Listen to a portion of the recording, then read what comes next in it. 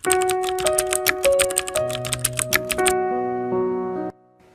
isang baryo sa Isabela, isang babaeng magsasakang siyang nasa gitna ng malawak na palayan at nagtatanim ng palay sa kabila ng tirik na araw. "Belinda, abay bata ka, magpahinga ka na muna rito," sigaw ni Tatay Cosme, ang magsasakang kaibigan ng kanyang ina. Siya si Belinda Martinez, high school graduate at natigil sa pag-aaral dahil namatay ang kanyang ama at nagkasakit ang kanyang ina. Sakit na unti-unting binubulag ang mga mata. Sa edad na 26 ay maaga siyang nabatak sa mabibigat na trabaho sa bukid. "Ayos lang ho ako, Tatay Cosme. Mauna na po kayong bumalik sa kapatagan. Bababa rin po ako pagkatapos ko rito. Uubusin ko lang ho itong nakuha ko at magpapahinga na rin po ako," sigaw ni Belinda kaya't napailing na lamang si Cosme. "Huwag mong abusuhin ang katawan mo, Belinda. Abay bata ka pa. Hindi ka pa nga tumutungtong ng 27, kinakawawa mo na ang katawan mo sa pagtatrabaho," sermon ni Cosme. Anak na rin kasi ang turing nilang mag-asawa kay Belinda, lalo't kapitbahay lang nila ito. "Oho!" Nakangiti na lang na saad ni Belinda. Subalit hindi naman siya makikinig dahil pagkatapos niya rito sa pagtatanim ng palay, ay dederetsyo siya sa pag-uwi sa kanilang kubo-kubong bahay upang magluto ng balot at penoy na siyang ibebenta naman kinagabihan. Sanay na si Belinda sa ganito kahirap na buhay. Hindi na rin naman siya naghahangad ng pag-asenso dahil ipinangako niya sa kanyang sarili na ilalaan na lamang niyang kanyang sarili sa pag-aalaga ng kanyang ina na nabubulag na dahil sa katarata. Kahit na tumandang dalaga na lamang ay hindi na siya aangal pa. Kinagabihan ay ginawa niya ang kanyang trabaho. Nagbenta siya ng balot at penoy. "Belinda, si Ramon nga pala, single. Kapag daw pinayagan mong manligaw sa'yo, papakyawin niya na ang mga paninda mo." Tumatawang saad ni Jojo at inaasar ang kaibigan ni si Ramon kay Belinda. "Kahit hindi niya pakyawin ay mauubos pa rin naman ang mga paninda ko bago sumapit ang alas 12 ng gabi," pambabara ni Belinda. Ganito lang naman sa kanilang maliit na baryo. Palaging inaasar ang mga wala pang kapareha. "Pagpasensyahan mo na lamang si Jojo, Belinda. Kilala mo naman ang ungas na ito eh. Kaya palaging iniiwan ng mga babaero," sabi naman ni Ramon. Kahit na matagal na siyang interesado sa dalaga, ay ayaw naman niyang pilitin to. "Ayos lang, Ramon. Sanay na ako kay Jojo." Tumatawang saad ni Belinda. Si Ramon ay isang mangingisda at parehas niya ay hindi rin nakapag-aral. Pero alam niyang nagsusumikap ito upang makapag-apply ng trabaho sa ibang bansa. "Siya nga pala, may agency palang nais kong applyan bilang caretaker sa ibang bansa. Kung hindi rin papalarin ay baka sa Maynila na lamang ako tutuloy ng trabaho pansamantala. Nais mo bang subukan?" Tanong ni Ramon kaya't nagkibit-balikat na lamang si Belinda. "Kahit na gusto ko ay hindi na lang muna sa ngayon, Ramon. Alam mo naman ang kalagayan ni nanay, hindi ba? Nais kong makasama pa siya ng matagal at maalagaan. Ako na lang ang meron siya. At hindi ko kakayanin kung maging ako iiwan din siya." Saad ni Belinda kaya't napangiti si Ramon at tumango na lamang. Ito ang ikinakatuwa ni Belinda sa kanilang maliit na baryo. Kokonti man ang populasyon at malayo sa kabihasnan, ay may mga taong matataas ang pangarap at nais na umasenso sa buhay. Habang may buhay talaga, ay may pag-asa. Yun ang iniisip ni Belinda, kaya't hindi niya sinusukuan ng ina. Lumipas sa mga araw sa buhay ni Belinda nang walang bago. Puyat siya sa gabi kakatinda ng balot at penoy, ngunit magigising ng umaga upang magtanim naman ng palay kinabukasan. Lalo't malapit na rin ang anihan. Ang kikitaing pera sa mga butil ng bigas ang siyang gagamitin niya upang maipatingin sa espesyalista ang ina. Hapon na nang baybayin ni Belinda ang makitid na daan papunta sa kapatagan. Tapos na niyang taniman ang ilang parte ng sakahan, subalit nagulat na lamang siya nang may nakadapang lalaki na halatang walang malay at sugatan dahil nagkalat ang dugo sa kulay puti nitong kasuotan. Sinubukan ni Belinda na tumingin sa kanyang paligid upang tignan kung may tao siyang mahihingian ng tulong. Subalit siya lamang nasa bukirin dahil ilang sandali na lamang ay didilim na. Kahit natakot ay nilapitan ni Belinda ang lalaki at tinignan kung ito ba'y humihinga pa. At nang marinig na dumaing ang binata nang ito ay pinatihaya niya, ay nakaramdam ng kasiyahan si Belinda. "Paano kita aakayin? Ang kisig-kisig mo!" Bulalas ni Belinda. Madungis ang mukha nito dahil sa mga putik sa palayan. Kahit na parang kape ang binata sa laki ay ibinuhos ni Belinda ang kanyang buong lakas upang alalayan ng binata. Halos kapusin ng hangin si Belinda dahil sa bigat ng binata. Ngunit sa awa ng Diyos sa maliit niyang katawan, ay nadala niya sa kanilang maliit na tahanan ng binatang wala pa ring malay. "Nay! Nanay! Nandyan po ba kayo? Kaya niyo po bang maglakad upang tulungan ako?" May kalakasang tanong ni Belinda upang marinig ng ina na may katandaan na rin. "Oh, Bel! Diyos ko, sus Mariosep! Sino yan?" Tanong ni Leonora, ina ni Belinda. May tungkod na ito at kahit nahirap ng makaaninag, ay tinulungan siya nito. Hindi ko kilala na Nakita ko lamang siya sa bukid na walang malay at may tama sa ulo." Sabi ni Belinda kaya't nag-alala naman si Leonora. "Diyos ko po, nakakatakot naman. Sino man ang nanakit sa binatang to ay Diyos nang bahala sa kanila." Sabi ni Leonora habang nililinis ni Belinda ang sugat nito. Biglang napanganga si Belinda nang tuluyan niyang matanggal ang t-shirt ng binata at nakita ang mga pandesal nito. "Nanay, ikaw na magpunas!" Namumulang saad ni Belinda. "At bakit ako, Aber? Abay bulag ako!" Sabi ni Leonora na kahit na matanda na ay nakaramdam pa rin ng hiya nang makita ang kakisigan ng binata. Halatang alaga nitong katawan dahil napaka-perpekto. "Anong bulag? Hindi naman po Nanay, ikaw nang maglinis ang katawan niya." Pamimilit ni Belinda at pilit na ibinibigay ang basang bimpo upang linisin ang lalaking nakahiga sa kanilang nilatag na banig sa maliit na sala. "Ayoko nga sinabi." Sabi ni Leonora at bumungis-ngis pa. "Nanay, ang landi mo Hindi mapigilang bulalas ni Belinda sa ina, subalit natawa na rin. "Pisilin mo nga ang mga pandesal niya, baka hindi totoo." Biglang saad ni Leonora kaya't natawa ng malakas si Belinda. "Nanay!" Suway niya sa ina ngunit hindi kalaunan ay hinawakan niya ang pandesal nito. Tumawa si Leonora dahil sa kabaliwan nila ni Belinda. "Nanay, matigas!" Sabi ni Belinda bago nakipag-apir sa ina. Hindi rin nagtagal ang biruan ng mag-ina. Lalo't muling dumaing ang lalaki at nakita ni Leonora at Belinda na unti-unting nagmulat ng mga matang binata at muling namanghang mag-ina sa kulay berde nitong mga mata. Nagkatinginan si Belinda at si Leonora. "Ayos ka lang ba?" Tanong na ni Leonora sa lalaki na halatang may sakit na iniinda. Nakahawak ang lalaki sa ulo nito. "Nasaan ako?" Tanong ng lalaking iniligtas ni Belinda. "Gabi na, kaya mabuting dito ka na magpalipas ng gabi sa amin.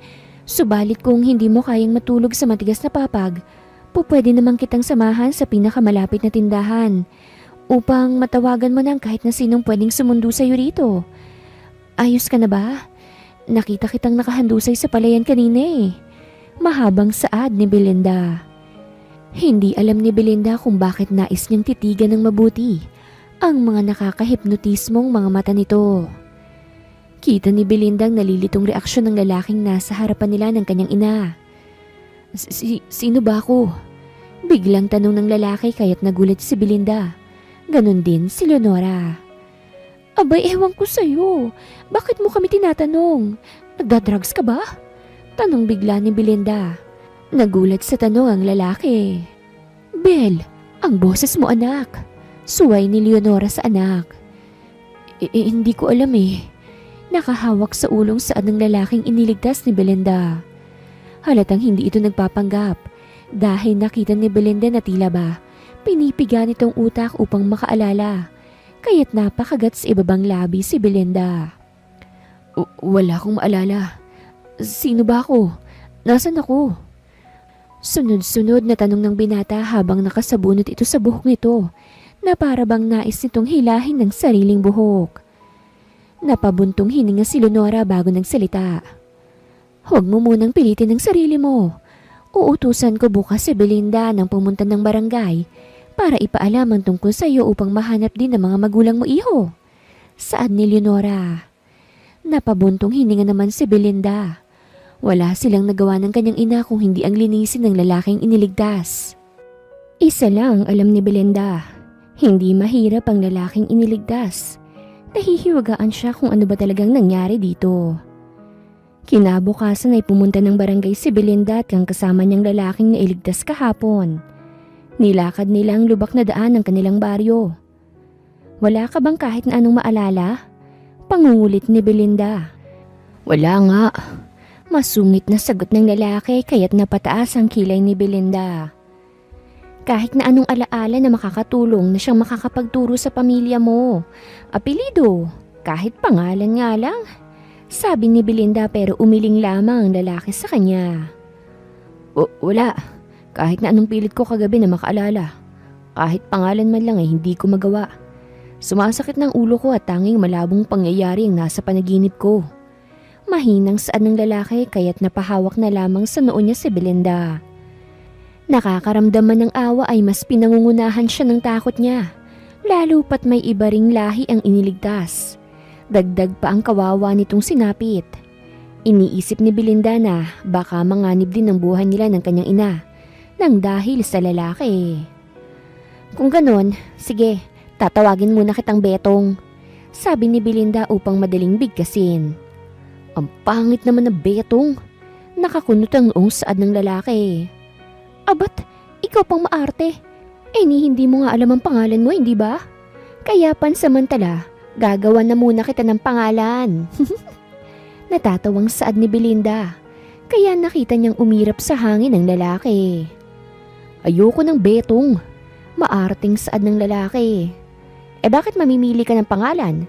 Hanggang kaming kasama mo, Betong ang pangalan mo. Nakataas ang kilay na saad ni Belinda. Walang nagawa ang lalaki at tinanggap na lamang ang pangalang hindi niya gusto. Nang makarating sila sa barangay, ay agad na kinausap ni Belinda ang kapitan ng kanilang maliit na baryo. Sa palayan ko ho siya nakita at duguan siya, kapitan. Paninimula ni Belinda at itinuro si Betong na tahimik lang na nakamasid sa buong barangay. Wala ka bang naaalala, iho? Kahit na anong alaala sa isip mo na nagtuturok kung saan ka nakatira at kung sino bang mga magulang mo? Tanong ng kapitan. Katulad ng sagot ng lalaki kay Belinda, ay umiling ito. Wala po.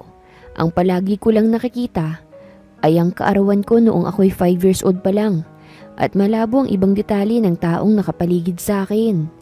Mahinang saad ni Betong. Kaya tumango naman ang kapitan.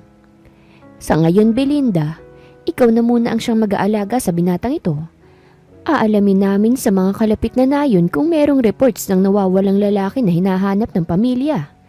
Pansamantala ay antabayanan mo ang kanyang alaala. Sa itsura pa man din ang binatang to ay laki sa marangyang pamilya. Bilin ng kapitan kaya agad na nagsalita si Belinda. Pero kap naman nakita ko po siyang duguan. Alam mo naman pong dalawa lang kami ni nanay nang magkasama. Nabubulag pang nanay ko. Paano na lang kung kasangkot sa anumang illegal na gawain ng lalaking to at mapahama kami? Tanong ni Belinda. Wala nang hiya kahit naririnig siya ni Betong. Belinda, ikaw ang may responsibilidad sa kanya ngayon, lalo't ikaw ang nakakita. Witness sa nangyari sa binatang ito. Babalitaan naman kita palagi at hindi hahayaang mapahamak. Saad ng kapitan. Samantalang tahimik lang si Betong at nakakunot ang noo niya. Bagsak ang balikat ni Belinda na umuwi. Nasa likod niya lamang si Betong na nakasunod sa kanya. I'm sorry. Biglang saad ni Betong. Sa kabilang banda ay naiintindihan niya si Belinda at ang nanay nitong si Leonora. Kung hindi siya pagkatiwalaan ng mga ito, lalo pat ibang tao nga naman siya. Nakita ni Betong na humarap sa kanya si Belinda. Kung alam ko lang ang pagkakakilanlan ko, ako na mismo nga alis. Naiintindihan ko ang takot niyo lalo't nakita mo kong duguan sa palayan. Nauunawaan ko kung saan nanggagaling ang pag-aalala mo. Hindi ko minamasama ang sinabi mo kanina kay Kapitan, subalit hindi ko rin alam kung saan ako pupunta, Belinda. Hindi ko alam kung saan ako uuwi. Natatakot din ako eh. Mahinang saad ni Betong at namuo ang luha sa mga mata nito. Ilang beses na niyang pinilit ang sariling makaalala, subalit hindi nakikisama ang isip niya at nauuwi lang ang lahat ng yun sa pagsakit ng kanyang ulo na dahilan kung bakit nauubos ang lakas niya. Napabuntong hininga naman si Belinda. Napagtanto na mali ang sinabi niya kay Kapitan kanina. Hindi niya naisip ang nararamdaman ni Betong na kung nahihirapan siya at nakakaramdam ng takot, ay siguradong triple ang takot na nararamdaman ni Betong na walang maalala kung sino ba ito. Ngumiti si Belinda. Pasensya ka na sa sinabi ko kanina kay Kapa. Salamat naman at nauunawaan mo kung saan nanggagaling ang takot na nararamdaman ko. Babae lang ako at siguradong walang laban kung sakaling binalikan ka ng mga taong nanakit sa'yo. Kung meron man. Kaya sinapit mo yan. Pero hindi naman ako masamang tao, Betong. Nakakaunawa naman ako kahit walang pinag-aralan. Bukas ang tahanan namin sa'yo hanggang sa maalala mo na ang lahat. Sigurado naman akong hahanapin ka rin ng pamilya mo dahil paniguradong nag-aalala na ang mga iyon. Pansamantala, kami na lang muna ni Nanay ang tatayo mong pamilya. Nakangiting saad ni Belinda. Isinantabi ang takot na nararamdaman. Nakikita naman niyang hindi nagpapanggap si Betong. Maraming salamat, Belinda. Madamdaming saad ni Betong. Walang anuman yun. Kung palalayasin kita, paniguradong palalayasin din ako ni Nanay dahil pinabayaan ko ang walang maalalang umalis. Pagbibiro ni Belinda kaya't napangiti naman si Betong. Huwag kang mag-alala. Kapag bumalik ang alaala ko, babawi ako. Sa ngayon ay tutulong na lamang ako sa inyong Nanay Leonora upang hindi ako maging pabigat. Mahinang saad ni Betong kaya naman napa-thumbs up si Belinda. Tama yan. Sa laki ng pangangatawan mo, maaasahan kita sa bukid. Umiling na lang si Betong. Umuwi sila sa kubo-kubong bahay nila Belinda at naghihintay roon si Nanay Leonora. Nanay, nandito na po kami. Malakas na saad ni Belinda na agad na pumasok sa kusina upang uminom ng tubig. O anong sabi ni Kapitan? Tanong ni Leonora. Pansamantala raw ay tayo na muna ang bahala kay Betong habang nagtatanong-tanong ang mga tanod kung may nawawalang binatang naghahanap ng pamilya sa mga kalapit na nayon. Sagot ni Belinda, dahilan kung bakit nangunot ang noo ni Leonora. Sinong Betong? Tanong ni Leonora. Ayun o, yung umiinom ng tubig. Betong ang ipinangalan ko sa kanya, lalo pat wala pa naman siyang pagkakakilanlan. Tumatawang sabi ni Belinda, kaya pumangit ang mukha ni Betong. Ang pangit naman ng Betong, Belinda? Puna ni Leonora. Ganun naman ang mga pangalan sa baryo eh. Huwag na siya mag-inarte pa. Dadanasin din naman niyang maging mahirap katulad natin. Kaya hindi na kailangan nagandahan pang pangalan niya. Saad ni Belinda. Hayaan mo na, Nanay Leonora. Okay lang po sa akin ang pangalan ko. Saad ni Betong kaya't natawa si Belinda. Mukhang magagalak siya sa pang-asar kay Betong. Ito ang ipinagdasal niya noon na magkaroon man lang ng kapatid upang maranasan naman niyang may kakampi siya sa buhay. Subalit hindi nangyari dahil maagang nawala ang kanyang ama. Ngayon ay mukhang mas matanda naman sa kanya si Betong, pero dahil wala itong maalala, ay iisipin na lamang niyang kapatid niya ito. Lumipas sa mga araw at mas lumalim lamang ang pagiging aso't pusa nilang relasyon ni Betong. Oy Betong, punuin mo yung malaking batya. Utos ni Belinda. Ha? Napuno ko na yung mga balde ng tubig ah. Bakit pupunuin ko pa yung batya? Pagod na ako. Layo-layo ng puso eh. Ikaw na lang mag-igib. Utos ka na utos eh. Magbabalsig pa ako ng kahoy para may panggatong mamayang gabi. Lilinisin ko pa yung mga kulungan ng manok mamaya bago pa kainin. Ikaw nakaupo ka lang at nanonood ng TV. Reklamo ni Betong kaya't nakapamewang namang bumaba si Belinda sa kanilang kubo. Hoy! Galing akong bukid no? Sigaw ni Belinda kaya't nakapamewang din na humarap sa kanya si Betong. Tagaktak ang pawis nito't nakahubad ng baro dahil nga binabalak ng magbalsig ng kahoy na nasa harapan ng kubo nila Belinda. Ako ang naggapa sa bukid sa buong linggo. Ang ginawa mo lang, magbantay. Inis na sabi ni Betong kaya naman nagsukatan sila ng titig ni Belinda. Kung hindi lang talaga babae si Belinda, ay binato na ito ni Betong dahil sa inis na nararamdaman niya. Ano? Wala kang masabi kasi inaalipin mo ko no? Kaya walang nagkakagusto sa'yo rito sa baryo eh. Sama-sama ng ugali mo. Reklamo ni Betong. Hindi nakapagsalita si Belinda dahil totoo naman na halos saluhin na ni Betong ang lahat ng trabaho niya. Pati nga yung pagbebenta ng balut at penoy sa gabi, kailangan kasama mo pa ako. Imbis na magbenta ka, natutulog ka sa duyan at hinahayaan mo ko na magbenta. Reklamo pa nito kaya't nagpigil ng tawa si Belinda. Bakit nagre-reklamo ka? Mas kaya mo namang gawin yung mga yun eh. At bakit napunta sa mga nagkakagusto sa akin? Ano naman kung wala? Pagbuhulin ko pa yung mga lalaki dito sa baryo eh. At kasama ka na ron. Banta ni Belinda. Umirap na lamang si Betong sa hangin dahil sa inis. O di ikaw ang mag-igib at magpuno ng tubig sa batya. Sabi ni Betong at tinalikuran si Belinda. Pampaligo ko yun! Sigaw ni Belinda. Pampaligo mo naman pala eh. Bakit akong pinag-iigib mo? Wala ka bang kamay? Lumpo ka ba? Di ka naman baldado, di ba? Tanong ni Betong. Kayong dalawa, hindi ba kayo titigil? Sigaw ni Leonora na nakatanaw sa malaking bintana sa kubo. Si Belinda nanay, utos po ng utos. Sumbong ni Betong kaya't napakagat naman sa ibabang labi si Belinda. Kumuha kayo ron ng tag-isang gulok at mag-espadahan na lang kayo. Kung hindi kayo titigil dyan. Ang iingay nyo? Hindi ko marinig ang sinasabi sa telebisyon. Sigaw ni Leonora. Sabay namang tumakbo si Betong at Belinda upang kumuha nga ng gulok. At dahil nga mas mabilis si Betong ay naunahan niya si Belinda. Ano? Ano? Tumatawang saad ni Betong at pinapakita kay Belinda ang hawak na gulok. Alam naman niyang binibiro lamang siya ni Betong. Nay! Si Betong oh! Sigaw ni Belinda. Bahala kayong dalawa riyan! Sigaw ni Leonora. Hindi na niya kayang pagtiisan ang kabaliwan ni Betong at Belinda. Naghahabulan ng dalawa sa malawak na bakuran. Nagagantihan na akala mo'y parehas na teenager. Para silang bata ni Betong hanggang sa natigilan na lang silang dalawa nang may kumalabog sa loob ng bahay. Parehas na natigilan si Betong at Belinda. Si nanay!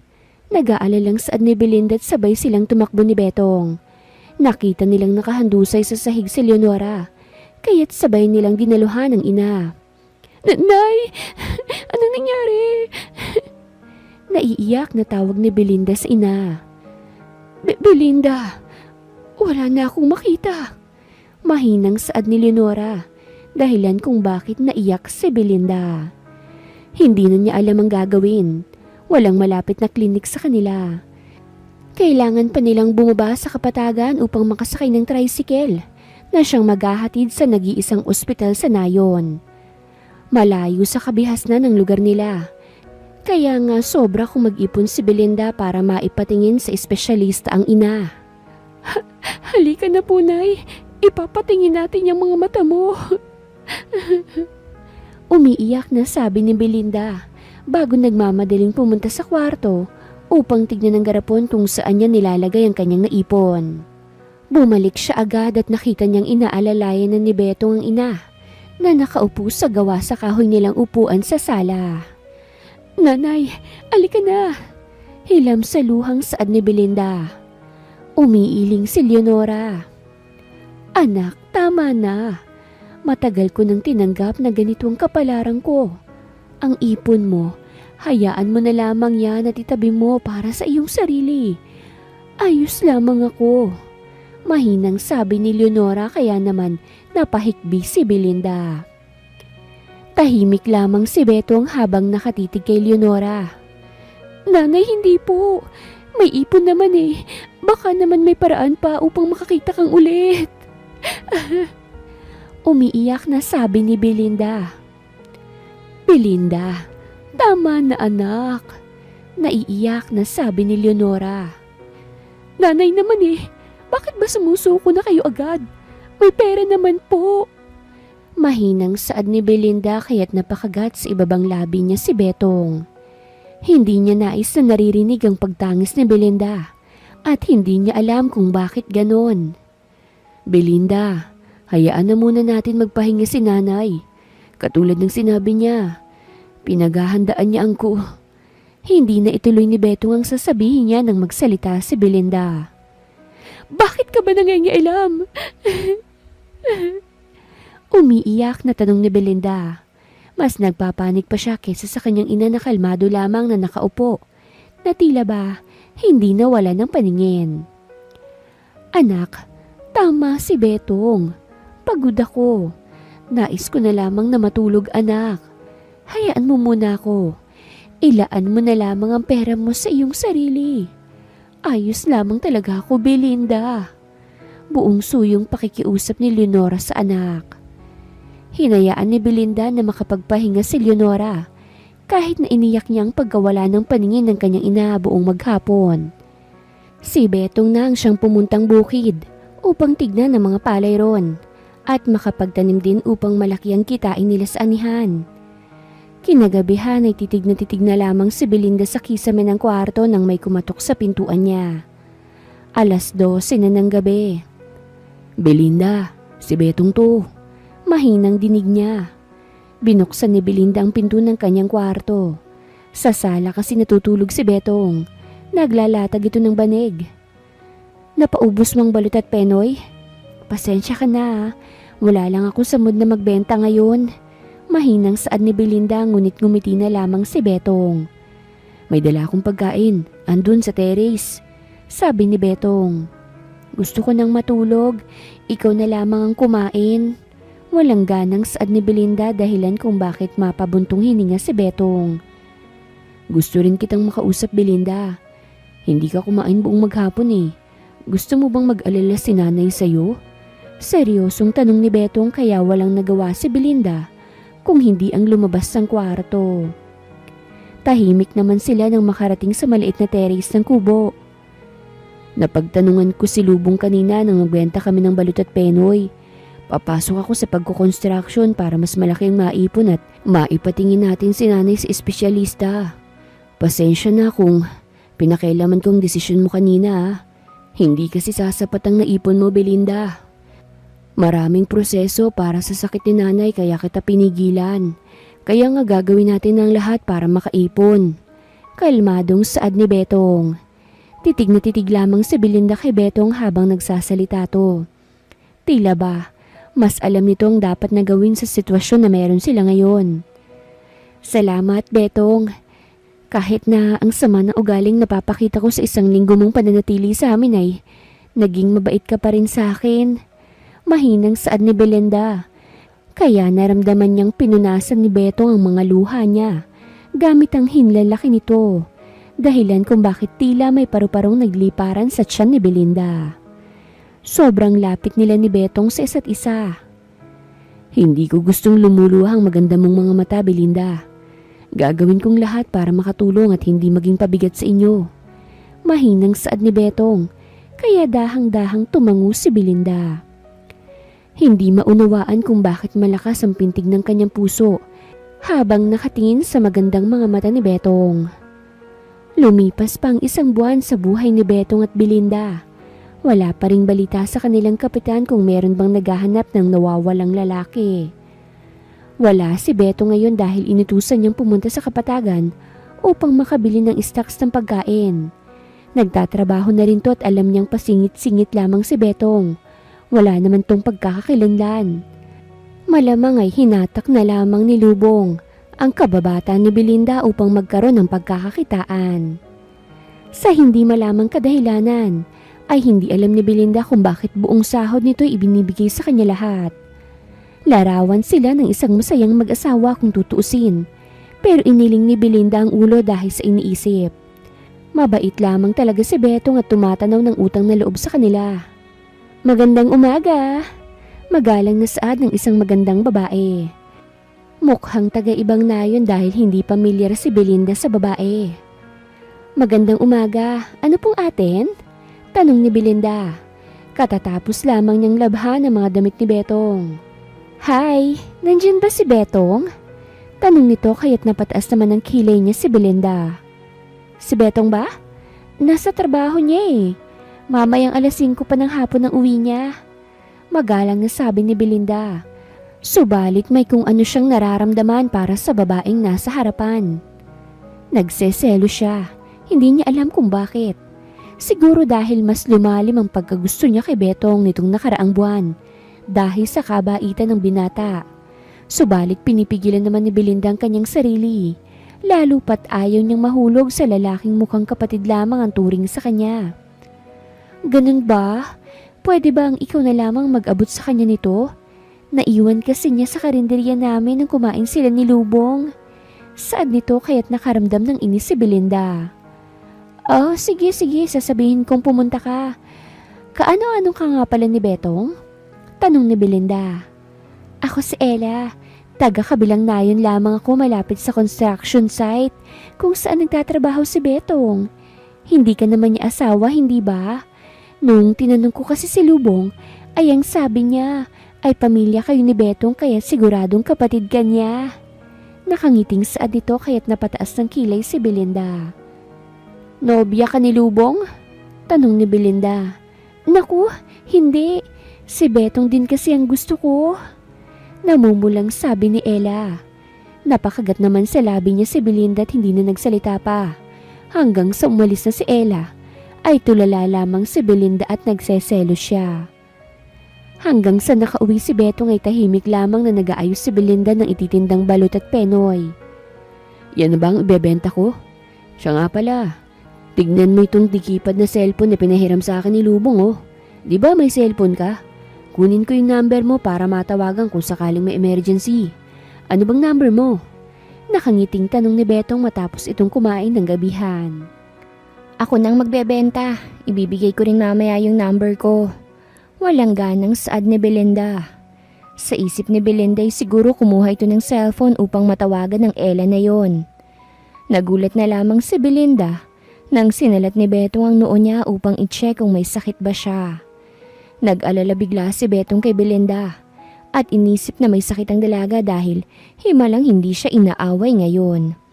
Nasanay na siya sa maingay na bibig ni Belinda kaya't alam niyang may problema ito. Wala ka namang sakit kaya bakit hindi ka namamansin? Tanong ni Betong kaya kahit na mabilis ang pintig ng puso ni Belinda ay tinabig niya ang braso ni Betong. Ayos lang ako. Nga pala pumunta yung girlfriend mo rito, hinahanap ka. Walang ganang saad ni Belinda. Girlfriend? Imbento ka naman. Tupiin kita sa walo eh. Natatawang biro ni Betong pero nakita niya na seryosong nakatingin sa kanya si Belinda. Kaya't natigilan siya sa pagtawa. Ibinalik niya yung jacket mo rito at tinatanong kung nasan ka. Lang pangalan. Tawagan mo na lang. Mahinang sabi ni Belinda at aalis na sana nang hinawakan ni Betong ang braso niya. Bel, wala akong nobya. Seryosong saad nito. Baka nililigawan mo. Sinabi niya rin na gusto ka niya eh. Napakamapili mo naman kung hindi mo pa magugustuhan yung Ella.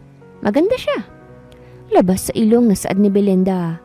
Kaya napataas ang kilay ni Betong. Hindi niya alam kung bakit natatawa siya. Mukha kasing nagseselo si Belinda ngayon.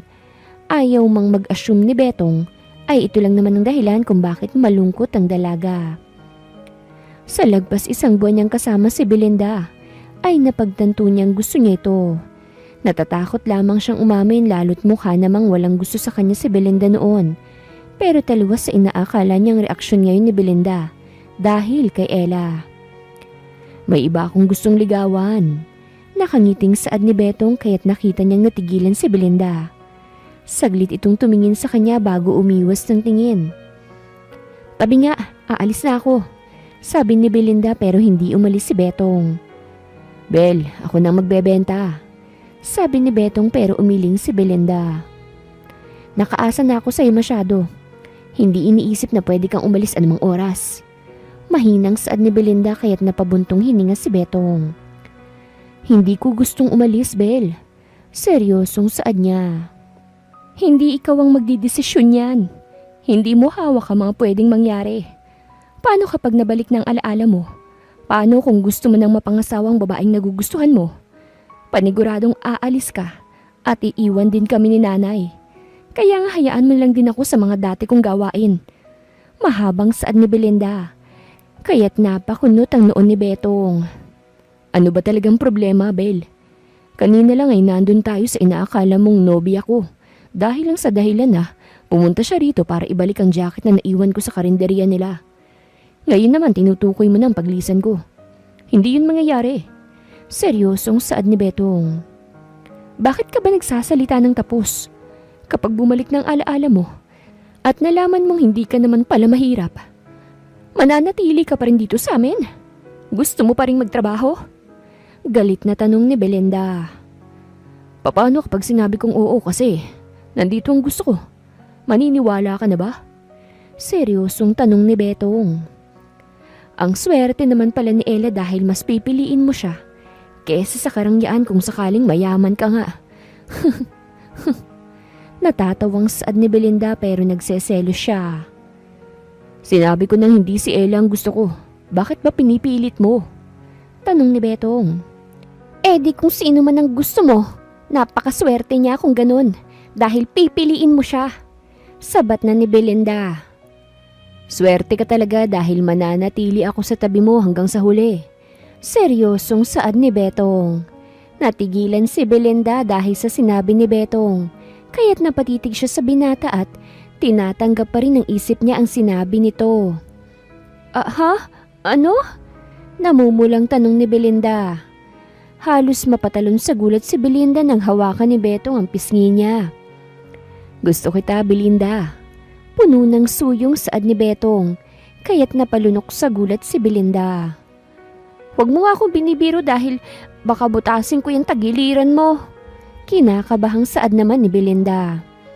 Tumawa naman si Betong at hinalikan ng noon ni Belinda. Ikaw nga ang gusto ko, hindi ang ibang babae. Mahinang saad ni Betong.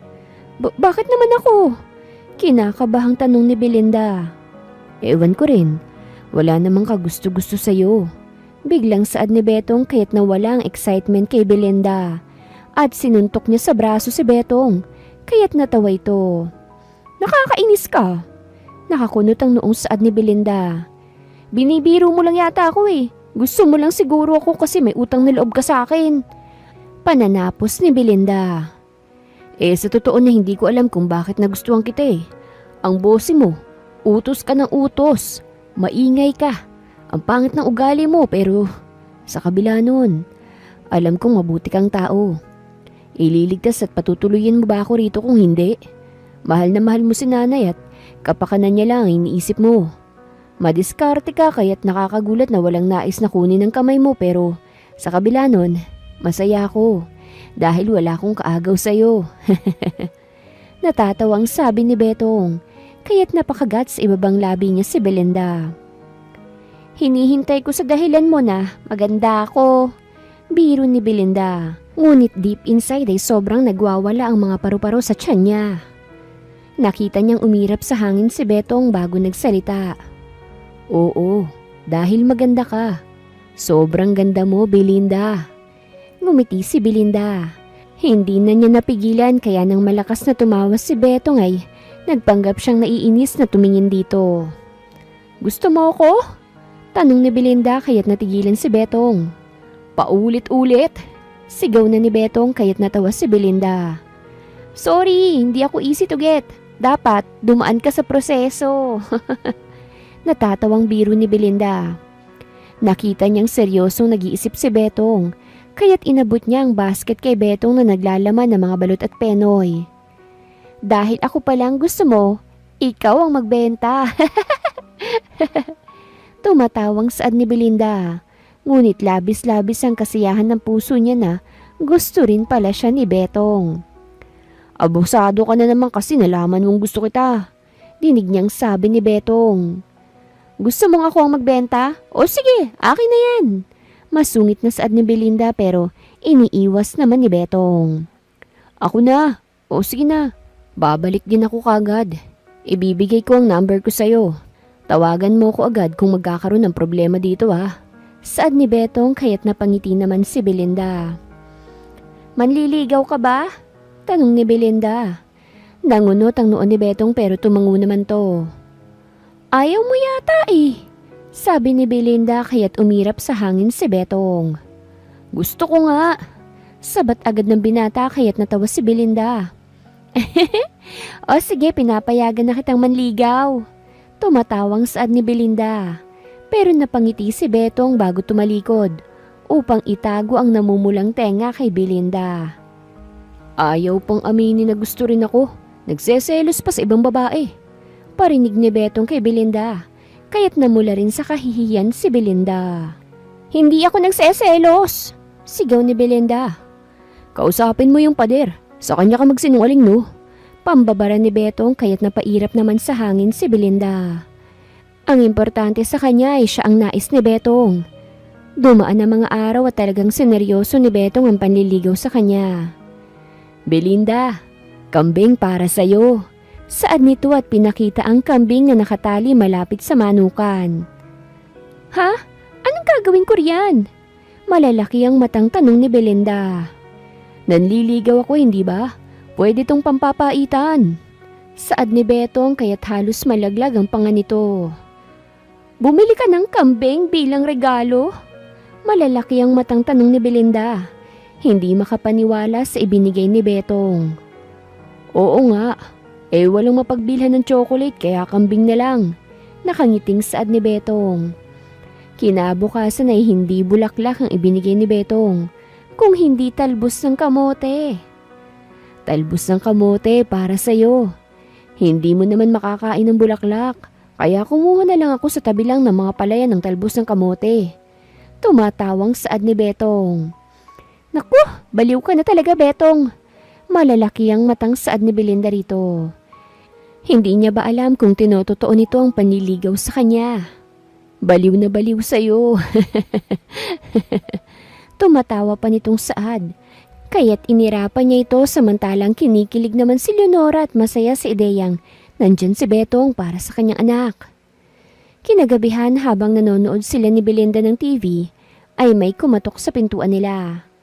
Nagkatinginan sila ni Belinda nang hindi kalaunan ay si Betong ang siyang nagbukas ng pinto. Bumungad sa kanya si Ramon na may dalang bulaklak. Matagal nang may gusto kay Belinda at kababalik lamang nitong galing Maynila. Nagulat ito nang makita si Betong. Sino sila? Nakakunot ang noong tanong ni Betong habang nakatingin sa bulaklak na dala nito. Nandyan ba si Belinda? Nakangiting tanong ni Ramon nang makabawi sa pagkabigla dahil kay Betong. Nandito pero hindi ba't masyado ng gabi para umakyat ng ligaw? Nakataas ang kilay na tanong ni Betong. Hindi makapaniwalang nagkaroon na siya ng kakompetensya sa puso ni Belinda. Ito pa lang na ikukwento sa kanya ni Lubong na may gusto kay Belinda. Betong, sino yan? Tanong ni Belinda at sumilip. Nanlaki ang mga mata ni Belinda nang makita si Ramon. Uy, Ramon! Bumalik ka na pala. Kamusta? Nakangiting tanong ni Belinda. Kaya naman sumilay din ang ngiti sa mga labi ni Ramon. Oo, kanina lang ako nakabalik. Para sa'yo nga pala. Saad ni Ramon at binigay ang bulaklak kay Belinda. Kaya nalipat kay Betong ang tingin ni Belinda. Ah, salamat. Nakangiting saad ni Belinda kaya't napataas ang kilay ni Betong. Totoo nga ang balita na meron kayong kasama ni Aling Leonora dito. Nakangiting ani ni Ramon. Ah, oo. Si Betong nga pala Ramon. Betong, si Ramon, kababata ko. Pagpapakilala ni Belinda sa dalawa. Magandang gabi, Betong. Magalang na saad ni Ramon pero umirap lang si Betong at pumasok sa loob ng bahay. Kaya't masamang tumingin si Belinda dito. Alika sa labas Ramon, doon na lang tayo mag-usap. Sabi ni Belinda kaya naman naglakad sila papunta ron. Sa kalagitnaan ng pag-uusap nila ni Ramon ay pasilip-silip itong si Betong sa bintana. Kaya't natatawa si Belinda. Para kasi itong sismoso kong sumilip at halatang gusto ring marinig ang pinag-uusapan nila ni Ramon. Kailan nang balik mo sa Maynila upang makapagtrabaho? Tanong ni Belinda. Kababalik ko lamang sa baryo natin. Bakit nais mo na akong paalisin agad? Natatawang punan ni Ramon kaya't napakamot naman sa kanyang batok si Belinda. Hindi naman sa ganun. Baka lang kasi babalik ka agad sa Maynila. Sabi ni Belinda. Nabalitaan kong nangyari kay Aling Leonora. Kung nais mo ng tulong, pwede kitang matulungan na makahanap ng espesyalista para maipatingin ng iyong ina. Mahinang saad ni Ramon kaya't napangiti naman si Belinda. Maraming salamat Ramon ha. Subalit konti pa lang ang ipon ko kaya sa tingin ko ay matatagalan pa. Subalit gumagawa naman ako ng paraan. Baka rin may kilala kang bumibili ng kalabaw. Bala ko na kasing ibentang nag-iisa naming kalabaw na ginagamit sa pag-araro eh. Para lang may pera kaming pwedeng gamitin kapag lumuwas na kami sa Maynila. Lalo't mas maraming magagaling na doktor doon. Mahabang saad ni Belinda. Huwag mo na ring tanggihan ng tulong na magmumula sa akin, Belinda. Huwag ka mag-alala. Babalitaan kita kung may naghahanap ng kalabaw. Saad ni Ramon kaya't natuwa si Belinda. Subalit sa kalagitnaan ng pag-uusap nilang dalawa ni Ramon, ay nakakunot ang noong lumabas ng bahay si Betong. Hindi pa ba aalis ang bisita mo? Walang modong tanong nito kaya't nanlaki ang mga mata ni Belinda. Hindi makapaniwalang sinita sila ni Betong. Inaantok na ako, Belinda. Parang batang saad nito. Ba't sinasabi mo pa sa akin yan? Hawak ko bang kama mo? Hindi mapigilan ni Belinda na itanong kay Betong. Sa kabilang banday kanina pa nakakaramdam ng kakaibang selos si Betong. Lalo na nang malaman niyang kababata ni Belinda si Ramon. Oras na ng pagtulog ng mga tao ngayon, Bel. Masungit na saad ni Betong. Hindi pa naman ako inaantok. Mahinang saad ni Belinda. Kaya't natigilan naman si Betong kaya naiinis siyang tumalikod at isinarado ang pinto. Mukhang nakakaabala na talaga ako, Belinda. Saad ni Ramon. Pasensya na Ramon ha. May saltik lang talaga yung isang yun eh. Saad ni Belinda at ipinagpatuloy ang pinag-uusapan nila ni Ramon. Lalo't marami siyang katanungan patungkol sa Maynila. Sa kabilang dako ay pasilip-silip naman si Betong sa bintana upang tignan sila Belinda. Kaya nang makita niyang umalis na si Ramon ay dali-daling tumakbo si Betong papunta sa pinto upang ilak ito at nagmamadaling nahiga sa kanyang banig sa maliit na sala. Narinig niyang kumakatok si Belinda. Ba't nakalak to? Betong! Tawag sa kanya nito pero hindi niya pinansin si Belinda. Ipinikit niya ang mga mata dahil sa inis. May pabula-bulaklak pa? Hindi naman yun makakain ni Belinda. Inis na bulong ni Betong. Betong! Kapag nagising lang si nanay, lagot ka sa akin ha. Banta ni Belinda. Buti natapos pa yung usapan nyo. May patawa-tawa ka pa kanina sa lalaking yun. Tanggalan kita ng ngipin eh. Masungit na saad ni Betong bago tumayot pinagbuksan ng pinto si Belinda. Ano naman ngayon kung tumatawa ko? Nakakunot ang noong tanong ni Belinda at itinulak si Betong upang makapasok na sa loob ng bahay. Ang sabihin mo natutuwa ka lang kasi binigyan ka ng bulaklak ng lalaking yun. Sa harapan ko pa talaga kayo naghaharutan. Buti nga hindi ko kayo binuhusan ng tubig eh. Bubulong-bulong na saad ni Betong. Hindi na maitago pa ang selos na nararamdaman. Bakit bang sungit-sungit mo? Ano naman ngayon? Kaibigan ko si Ramon. Malamang masaya akong makita siya. Inis na saad ni Belinda. Kaibigan daw. May gusto sa'yo yun eh. Parang batang ani ni Betong. Bakit? Nang pumunta ba rito yung babaeng nagkakagusto sa'yo, sinungitan ko rin ba? Nakapamewang na tanong ni Belinda kay Betong. Hindi naman nakasagot si Betong. Ang pangit mong kababata mo. Biglang saad ni Betong at nahiga na sa kanyang higaan. Kaya't napailing na lamang si Belinda. Hoy Betong, nagseselos ka ba? Malalaki ang matang tanong niya. Anong nagseselos? Sa lalaking yun? Di hamak naman mas gwapo ko ron. Mayabang na saad ni Betong kaya't natawa na lang si Belinda. Bakit ka nagseselos doon? Hindi ko naman siya magiging nobyo. May kahulugang saad ni Belinda. At sino naman na magiging nobyo mo? Siya lang naman ang tingin kong kaagaw ko sa'yo. Nagsasalita ka ng patapos. Hindi mo siya magiging nobyo pero grabe ka kung makatawa habang nagkakwentong lalaking yun. Nagtatampong saad ni Betong kaya't natawa si Belinda. Ikaw ang gusto kong maging nobyo, kaya't huwag ka nang magtampo. Sabi ni Belinda. Akala niya'y makukuha agad ni Betong ang gusto niyang iparating pero slow pala ito. Ako raw ang gustong maging nobyo pero tinanggap ang bulaklak na. Hindi natapos ang sasabihin ni Betong nang ma-realize niyang ibig sabihin ni Belinda. Kaya't napabangon muli siya sa pagkakahiga niya. Ano? Gulat na tanong ni Betong. Sinasagot na kita. Nakangiting saad ni Belinda at hindi agad nakasagot si Betong. Natulala ito kaya ang tanging nagawa ni Belinda ay pumunta sa kanyang kwarto at ilak ang pinto upang maitago ang hiya niya kay Betong. Para siyang teenager kung kiligin. Kung tutuusin ay 26 na siya subalit ngayon niya lang nararanasan ng kilig sa isang lalaki. Ilang saglit lang ay may kumakatok na sa pinto niya. Mukhang nakabawi na si Betong sa pagkabigla kanina. Bakit? Namumulang tanong ni Belinda. Buksan nung pinto. Nais kitang makausap.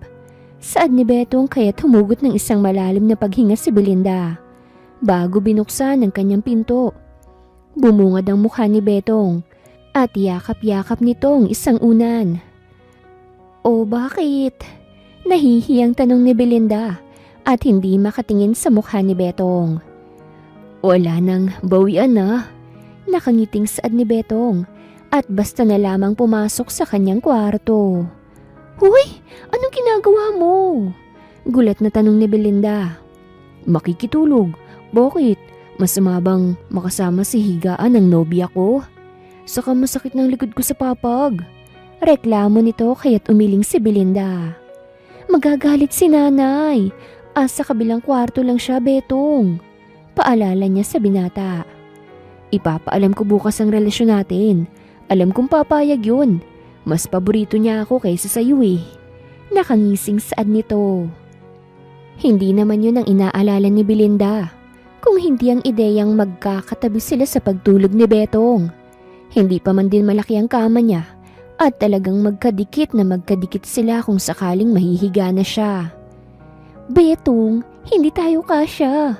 Madiing sabi ni Belinda. Nakita niya si Betong na itinuro ang isang braso. Di gawin mo unan to. Makulit na sabi nito. Ayoko nga. Namumulang saad ni Belinda. Hindi ka ba naaawa sa boyfriend mo? Patutulugin mo talaga ako sa matigas na papag? Tanong ni Betong kaya tumalikod si Belinda. Ayoko nga sabi. Masungit na saad ni Belinda kaya't napaupo si Betong. Belinda, hindi kita gagalawin. Gusto lamang kitang makatabi. Mahinang saad ni Betong kaya't nagsalubong ang paningin nilang dalawa ni Betong. Hindi nakapagsalita si Belinda. Alika na rito. Mahinang saad ni Betong kaya't dahan-dahang lumapit si Belinda. Namula si Belinda kaya't niyakap siya ni Betong. Hindi ka ba komportable? Lalabas na lang ako kung hindi mo nais na nandirito ako. Mahinang saad ni Betong.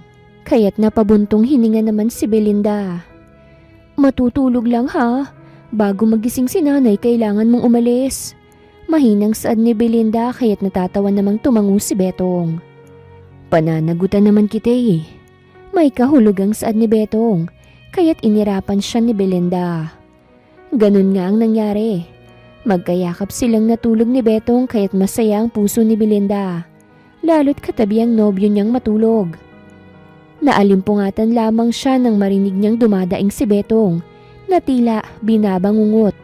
Kaya't napabalikwas siya ng bangon lalo na nang makitang mukha nitong tila nasasaktan. Betong! Gising! Mahinang saad ni Belinda at tinapik-tapik nito ang pawisan nitong pisngi. Sumigaw si Betong bago napabalikwas ng bangon. Tinitigan nitong nobya na nag-aalalang nakatitig sa kanya. Nagtaka naman si Belinda nang mahigpit siya nitong niyakap. Ayos ka lang ba? Nag-aalalang tanong ni Belinda. Kaya't dahan-dahan namang tumango si Betong. Hindi niya maamin na may naaalala na siya. Meron na ngunit masyado yung madilim at nakakatakot. Kaya't ayaw niyang ipagsabi pa sa nobya. Lalo't hindi naman na importante sa kanya ang kanyang nakaraan. Mahal kita, Belinda. Mahina subalit puno ng suyong saad ni Betong. Kaya kahit nag-aalalay na pangiti si Belinda. Mahal din kita. Mahinang saad ni Belinda kaya't nakahinga ng maluwag si Betong. Kapag nagkaroon tayo ng pera, gusto kitang pakasalan. Puno ng suyong saad ni Betong. Kinakabahan sa kanyang panaginip. Paniguradong parte yun ng nawala niyang alaala. Mayaman si Betong. Mayaman siya at hindi Betong ang kanyang pangalan. Kung hindi siyang nag-iisang tagapagmana ng pamilya Del Fuero. Siya si Mark Del Fuero.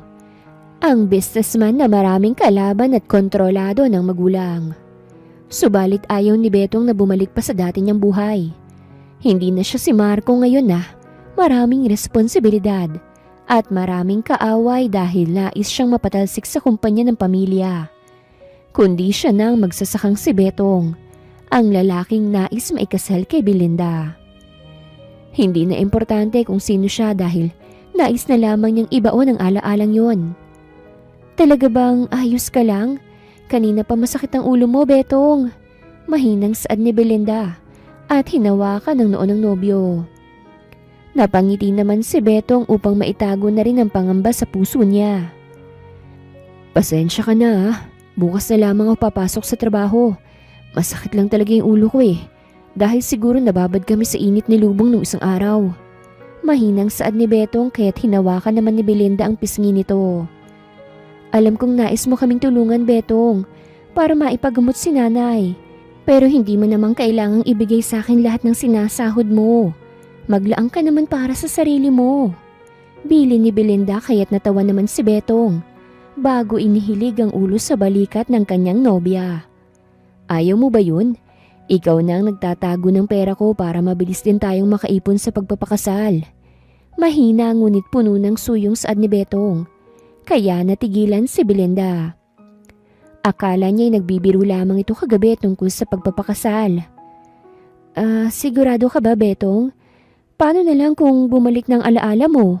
Paano kung hindi mo pala ako gusto at... Hindi hinayaan ni Betong na makapagsalita pa si Belinda tungkol sa mga bagay na may patungkol sa kanyang nakaraan na unti-unti nang nanunumbalik sa kanyang isipan. Hindi na importante ang nakaraan, Belinda. Ang importante, masaya tayo sa kasalukuyan at handang salubungin ang hinaharap ng magkasama. Wala akong pakialam kung anong nakaraan ko, kung sino ba ako noon, at kung ano ba ang buhay ko noon. Ako si Betong. Ako ang mapapangasawa mo. Mahinang saad niya't dahang-dahang niyakap si Belinda. Natatakot siya sa pwedeng mangyari subalit ipinagdarasal na lamang ni Betong na hindi na siya habulin pa ng nakaraan niya, ng mga magulang niya. Hayaan na lamang sana siya ng mga ito at naway maniwalang patay na siya upang hindi na sila magkaproblema pa ni Belinda. Hulog na hulog ka sa akin, Betong ah. Asar ni Belinda sa nobyo kaya't narinig niya itong natawa. Kaya wag mo nang kakausapin ng Ramon na yun. Nakangusong saad ni Betong kaya't natawa si Belinda. Mukhang seloso itong si Betong. Kaibigan ko siya, rason ni Belinda. Pero hindi pagkakaibigan ang tingin niya sa'yo.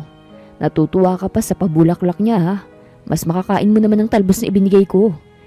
Saad ni Betong kaya't napailing na lamang si Belinda. Oo na. Mahinang saad ni Belinda kaya't napangiti si Betong. Pangako, mailalabas din kita. Yung sa kanya'y bulaklak lang. Yung akin ay kambing. Saad pa nito kaya't mas natawa ng malakas si Belinda. Tumigil ka na nga, Betong. Maingay ka masyado. Asar ni Belinda kaya nagulat na lamang si Belinda nang maramdaman niyang hinalikan siya ni Betong sa pisngi. Aalamin ko kung may mapapasukan akong trabaho na may malaking sahod upang madagdagan ng ipon mo para kay nanay.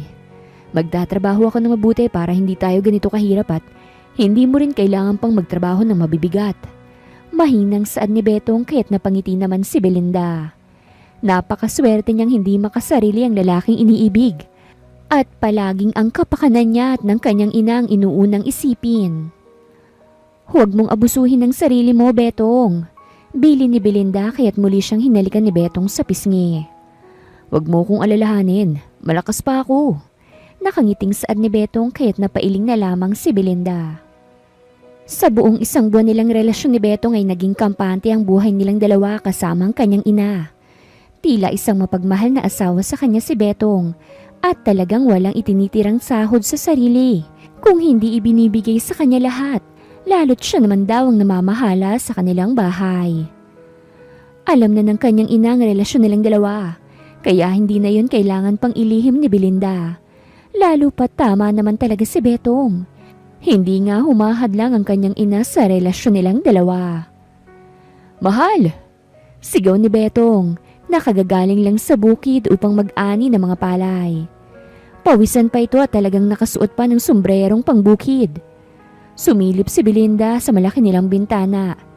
Nakita niya agad si Betong na naglalakad kasama si Pulgoso, ang napulot nitong aso na palagi nitong kasama sa trabaho.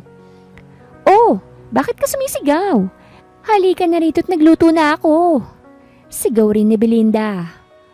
Umakyat naman si Betong sa kanilang bahay at hinalikan sa labi si Belinda bago naupo sa gawang kawayang upuan sa kanilang maliit na kusina. "Bakit mukhang masaya ka?" tanong ni Belinda.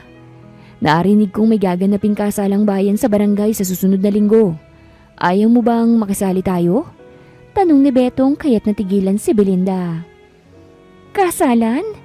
namumulang tanong nito. Natigilan siya sa pagsandok ng pinggan ni Betong.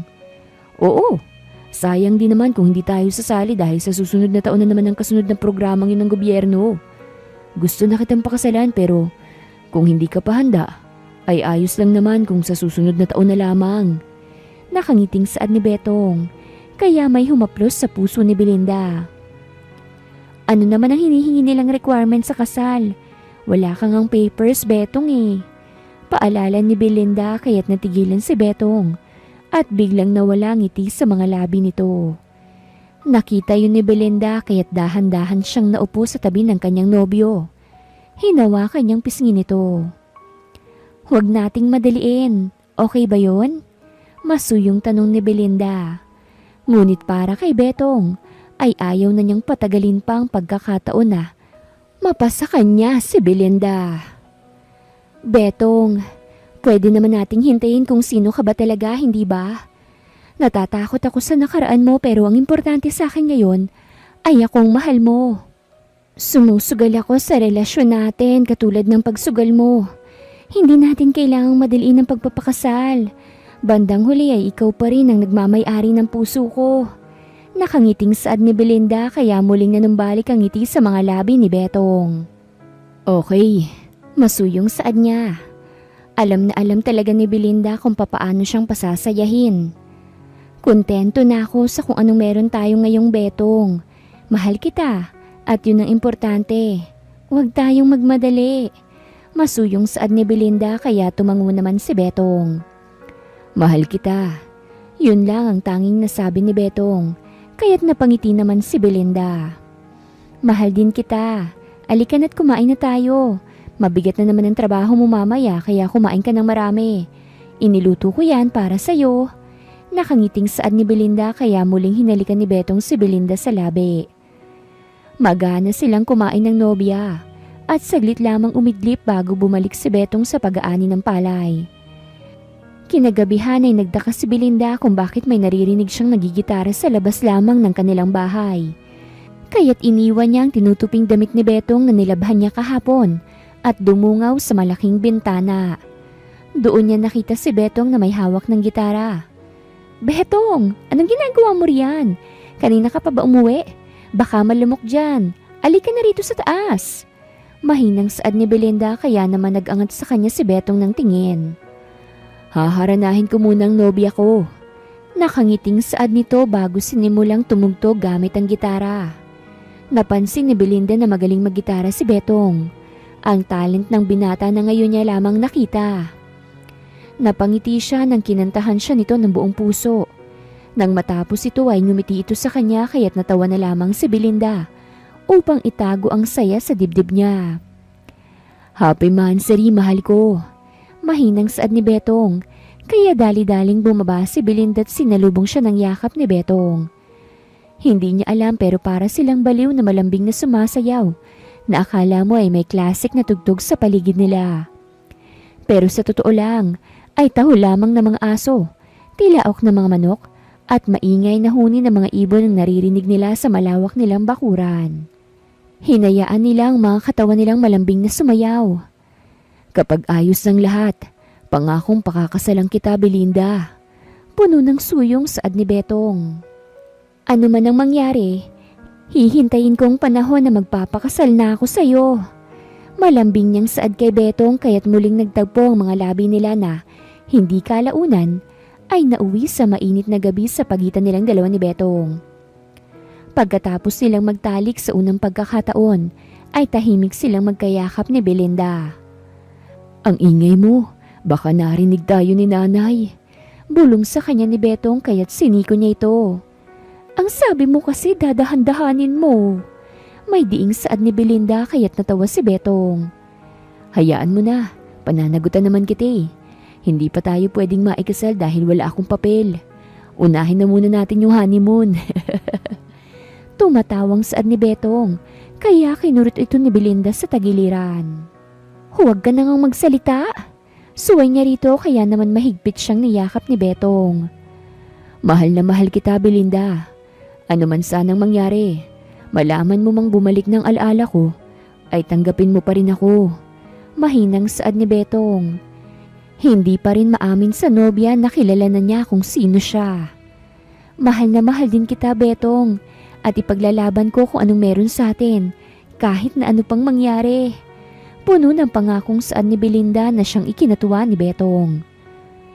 Lumipas pang isang buwan ng mapayapa, lalo't masaya silang namumuhay ni Betong. Larawan sila ng masayang mag-asawa. Walang singsing at walang sertipiko na sila mag-asawa na subalit sapat na ang nagkakaisa nilang puso para sa lubungin ng mga pagsubok na magkasama sila. Subalit nang mapayapang nagwawali si Belinda sa malawak nilang bakuran, ay may mga pulis kasamang dalawang matandang mag-asawang lumapit sa kanya. Magandang umaga, miss. Ikaw ba si Belinda? Tanong ng isang pulis kaya't nangunot naman ang noon ni Belinda. Ako nga po. Ano pong kailangan ninyo sa akin? Nakakunot ang noong tanong ni Belinda. Nilukob siya ng kaba nang makita ang kamukhang lalaki ni Betong. Napag-alaman kasi namin na ikaw ang siyang nag-aalaga ng lalaking natagpuan mo sa palayan. Ilang buwan ang nakakalipas. Naisa na namin siyang makita. At yun ay kung pag-uunlakan mo ang aming nais. Mahinang saad ng pulis. Napalunok naman si Belinda. Ako nga po pero wala po siya ngayon dito dahil nasa trabaho. Mahinang sagot ni Belinda. Kaya't nakita niyang matandang babae na galit na humarap sa kanya. At sino ka para utusan ng anak naming magtrabaho? Idedemanda kita. Sigaw ni Maria dahil hindi niya nagustuhan ang sinabi ni Belinda. Ma'am, sinabi po namin na kumalma po kayo. Magalang na saad ng pulis. Papaano akong kakalma kung ginawang alipin ng hampas lupang ito ang anak ko? Nasaan si Marco, ha? Sigaw ni Maria kaya't agad na lumapit si Oman upang pakalmahin ang kanyang asawa. May load po ba kayo, officer? Tatawagan ko po itong si Betong at hindi niyo rin po ko kailangang pagsabihan ng masasakit na salita, ma'am. Kinakabahang saad ni Belinda, lalo pat nasasaktan siya sa inaaksa ni Maria sa kanya. Bel, sino yung mga iyan? May kausap ka ba, anak? Tanong ni Leonora nang may marinig siyang sigawan. Ayos lang naman ako, Nay. Huwag na po kayong lumabas. May mga tao lang pong nagtatanong. May kalakasang ding saad ni Belinda bago muling tumingin sa pulis sa harapan niya. Inabot nito ang telepono sa kanya kaya tinipa niya ang numero ni Betong. Hello, mahal ko? May problema ba dyan sa bahay? Agad na tanong ng nobyo kaya't napalunok naman si Belinda. Pwede ka bang umuwi saglit? Kailangan ka rito sa bahay. May mga pulis kasi rito ngayon.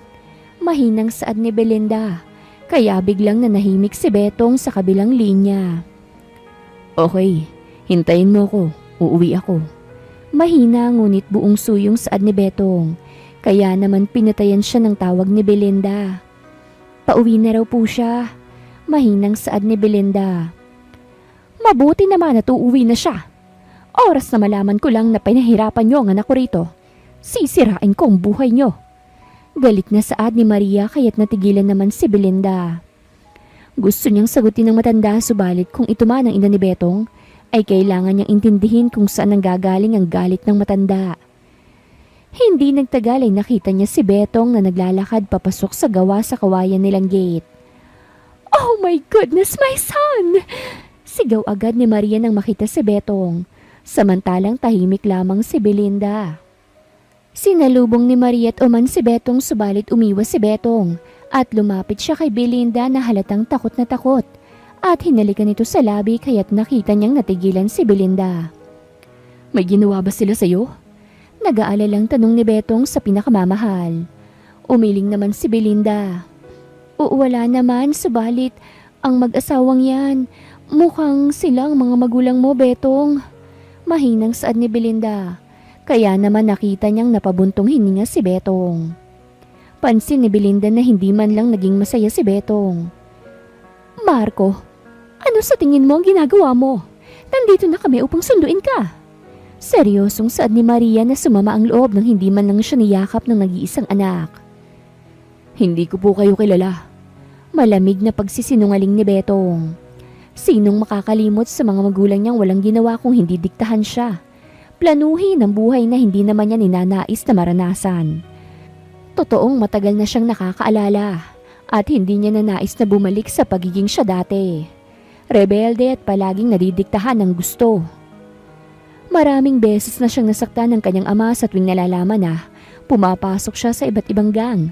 Dahilan kung bakit siya napapahama katulad na lang ng nangyari sa kanya bago siya matagpuan ni Belinda na walang malay sa palayan. Tumakas siya noon dahil pilit siyang ipinapakasal sa ibang babae.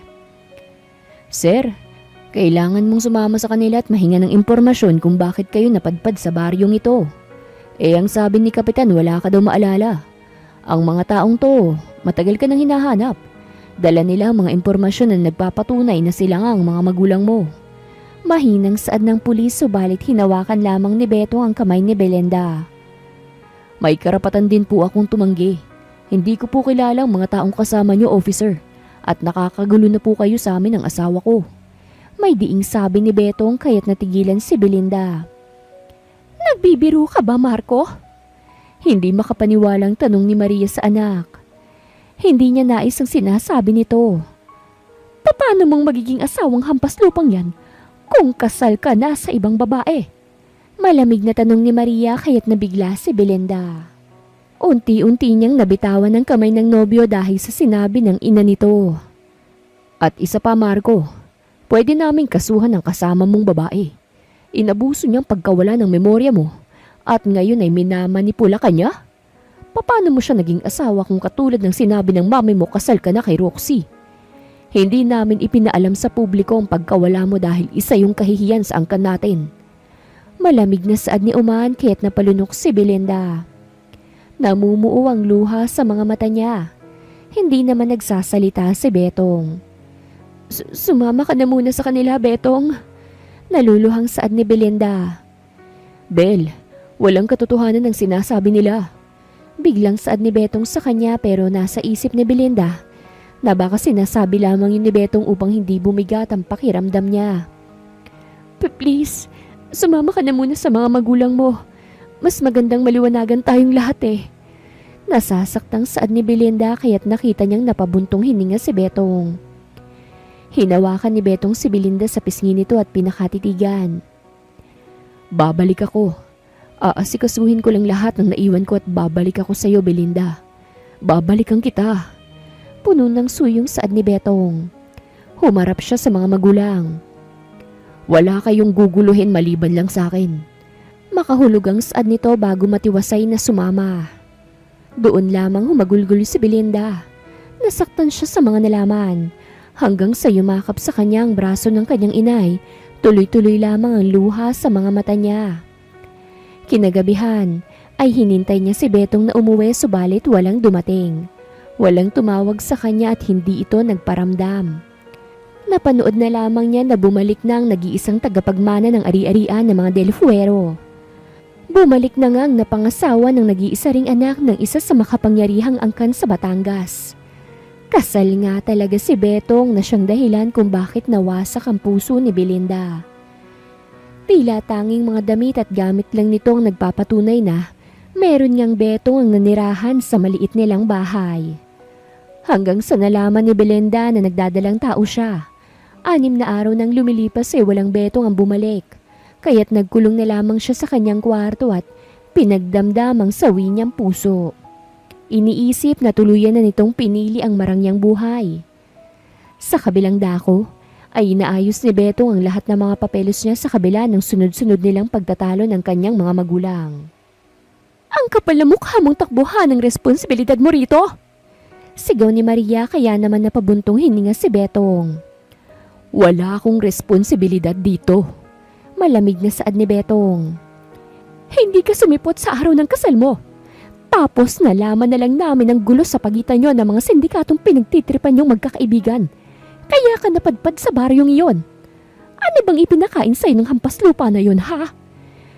Ipagpapalit mo talaga ang asawa mo sa babaeng walang pinag-aralan? Malamig na tanong ni Maria sa anak. Huwag mong pagsalitaan ng hindi magandang nobya ko, ma'am.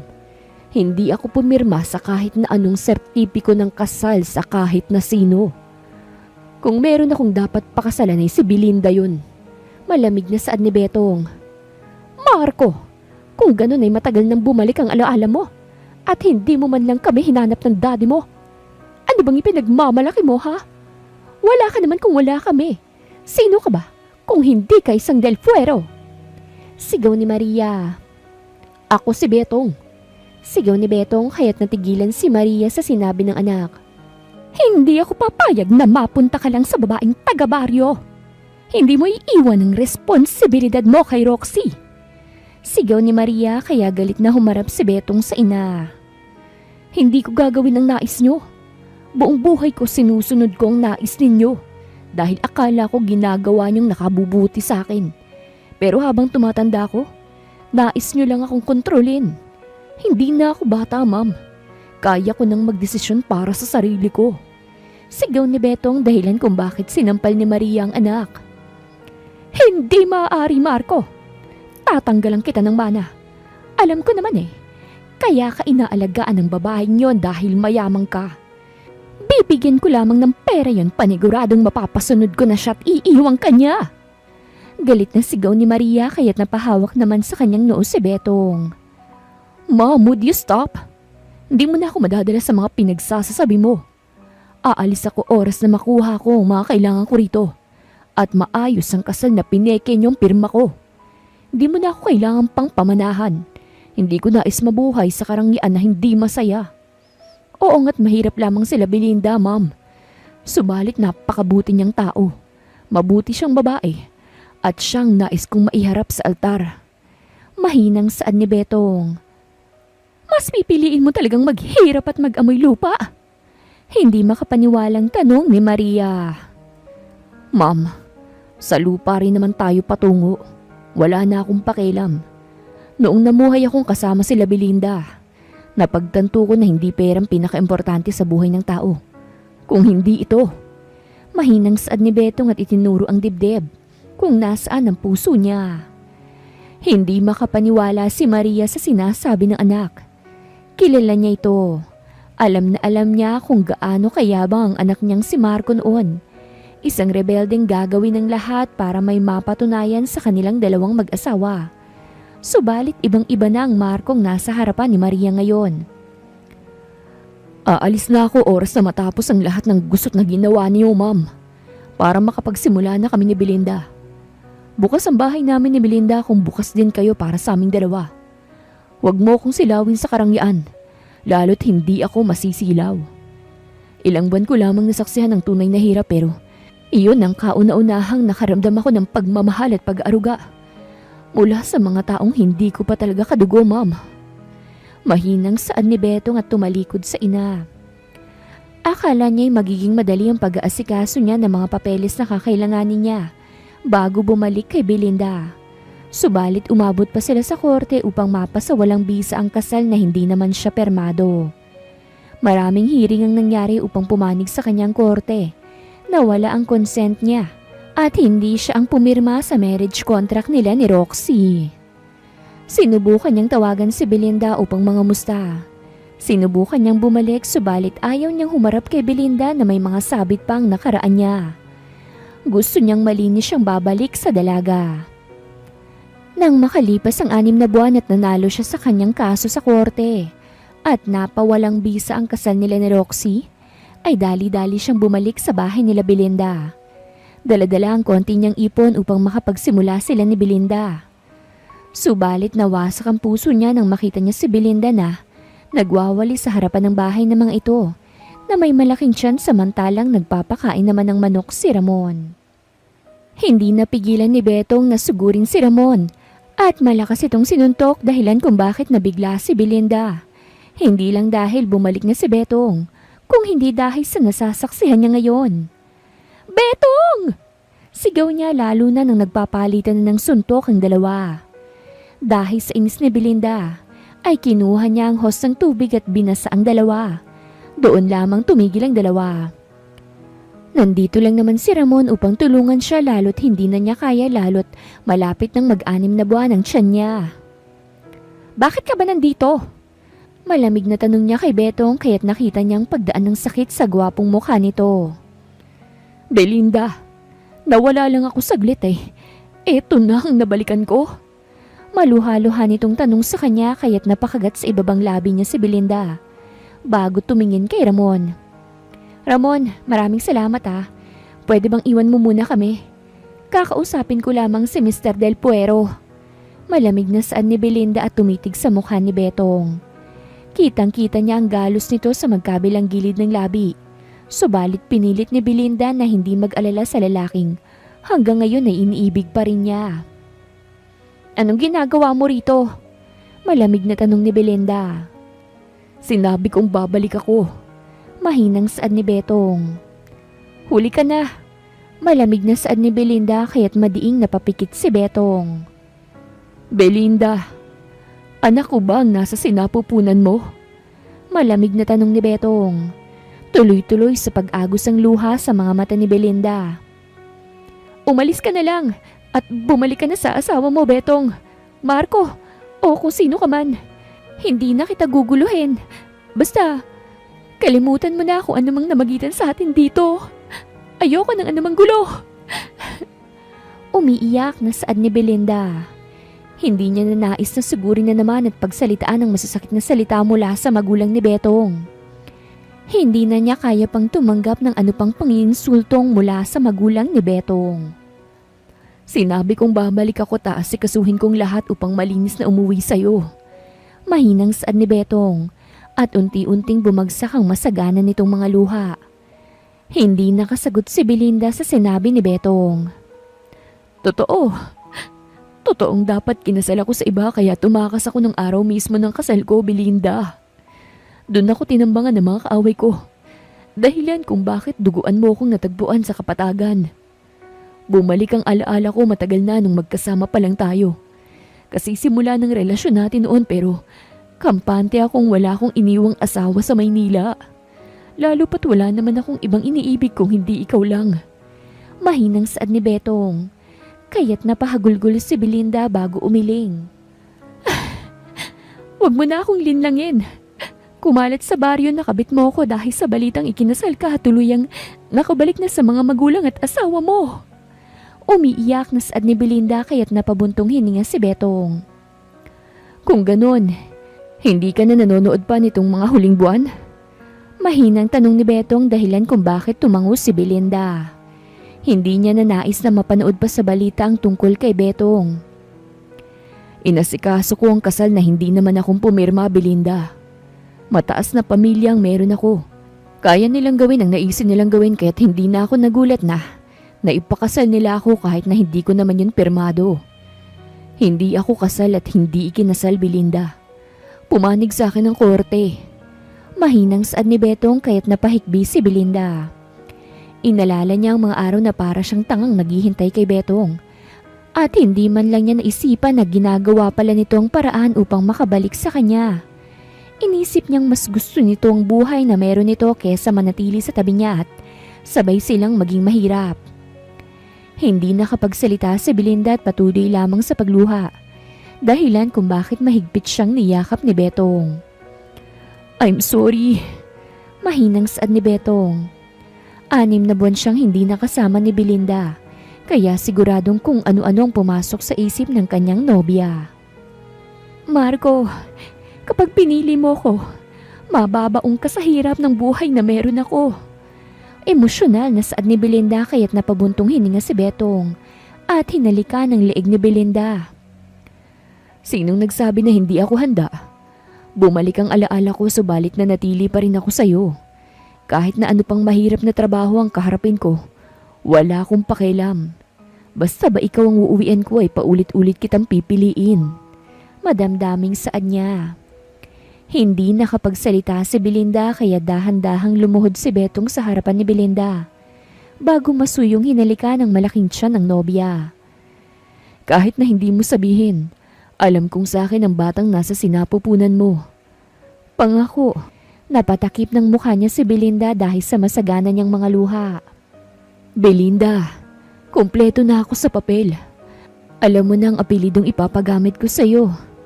Ako si Marco Del Fuero, ang Betong mo. Tumatawang saad ni Betong at muling hinalika ng malaking tiyan ng nobya. Tuloy-tuloy lang naman sa pagluha si Belinda. Pakasalan mo lamang ako. Ibibigay kong mundo sa'yo. Igagapang kong pamilya natin. Magtatrabaho akong mabuti at gagawin ng lahat maibalik lang ang paningin ni Nanay Leonora. Please, marry me. Nangungusap na saad ni Betong dahilan kung bakit unti-unting tumango si Belinda.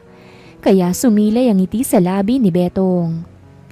Alam ni Belinda na hindi niya maloloko ang kanyang puso na matagal nang tumitibok para kay Betong. Hindi na bagay ang Betong sa'yo.